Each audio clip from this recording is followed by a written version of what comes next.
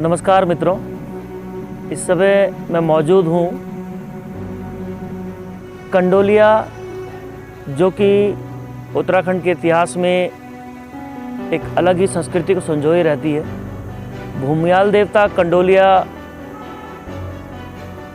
ठाकुर की इस धरती पर और वर्तमान में कंडोलिया थीम पार्क के नाम से जाने जाने वाला ये मैदान, जिसका अपने आप में एक ऐतिहासिक महत्व रहा है। आज हम लोग यहाँ पर मौजूद हैं और पूर्व जिलाधिकारी धीराज सिंह गर्ब्याल का एक ड्रीम प्रोजेक्ट था कि कंडोलिया गढ़वाल मंडल मुख्यालय होने के नाते यहाँ पर ऐसा कोई पार्क डेवलप नहीं था जिसमें पर्यटक आकर यहाँ की प्रकृति का दीदार कर सके। तो मैं उसी थीम पार्क में से मैं मौजूद हूँ। शुरुआत तो इसकी इस तरह से हुई थी कि पूरे प्रदेश के अंदर ये पहला थीम पार्क था और इसकी शुरुआत इस तरह से हुई थी कि पौड़ी के अंदर अब एक पर्यटकों के लिए नई खुशहाली आने वाली है, पौड़ी वासियों के लिए नई खुशहाली आने वाली है। लेकिन वर्तमान अगर हम इसकी स्थिति को देखें तो रखरखाव, उचित प्रबंधन के अभाव में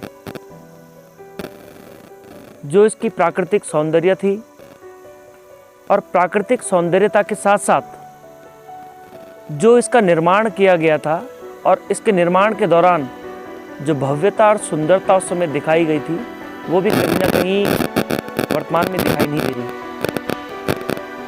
क्योंकि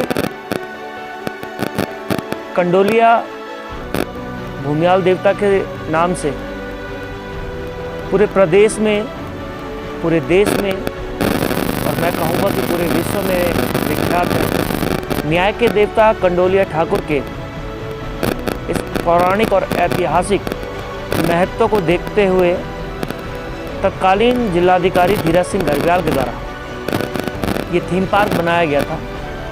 और इस थीम पार्क को बनाने का केवल एक उद्देश्य था कि पौड़ी के अंदर पर्यटकों को कुछ ऐसी नई चीज़ का दीदार हो जिससे आने वाले समय में यहाँ पर्यटक बढ़े।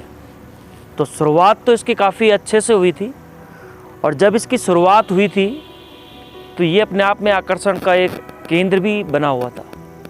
लेकिन वर्तमान में आप देख सकते हैं कि ये सुनसान पड़ा हुआ है। इस समय ये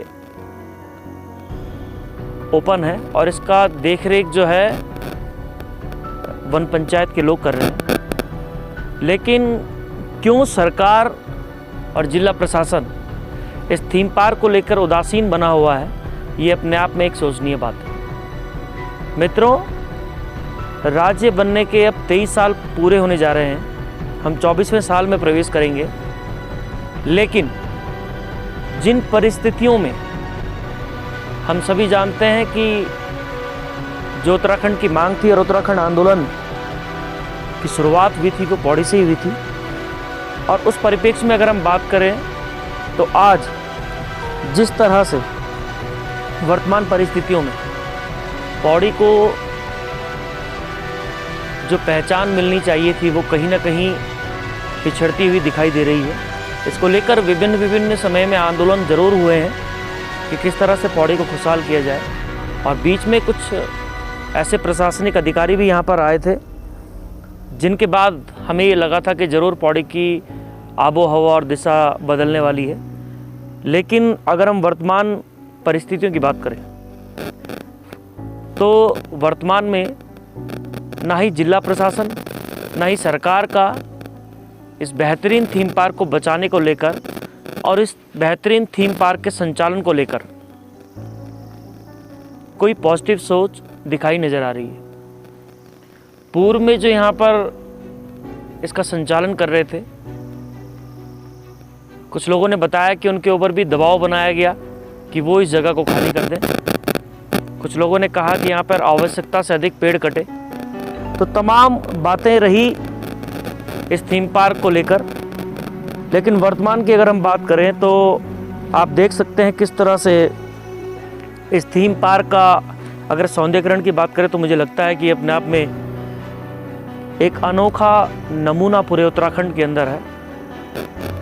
पूरे थीम पार्क की अगर हम बात करें तो मैं बस इतना कहना चाहता हूं कि क्या सरकार, क्या हमारा प्रशासन और क्या हमारे जनप्रतिनिधि इस थीम पार्क को बचाने के लिए आगे नहीं आ सकते हैं। देखिए, अपने आप में एक अनोखी पहचान बनाने वाला ये थीम पार्क, कहीं ना कहीं इसका उचित संचालन ना हो पाना ये हम सब के लिए भी काफ़ी दुखदाई है। तो मेरा अनुरोध रहेगा राज्य सरकार से, हमारे तमाम जनप्रतिनिधियों से, कि इस थीम पार्क को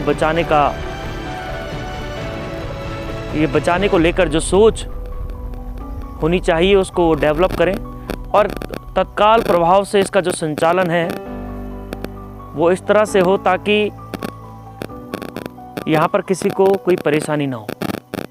यहाँ पर खाने से लेकर रहने तक की पूरी व्यवस्था इस तरह से इसका डिज़ाइन किया गया है कि आप यहाँ पर रह सकते हैं, यहाँ पे खा सकते हैं।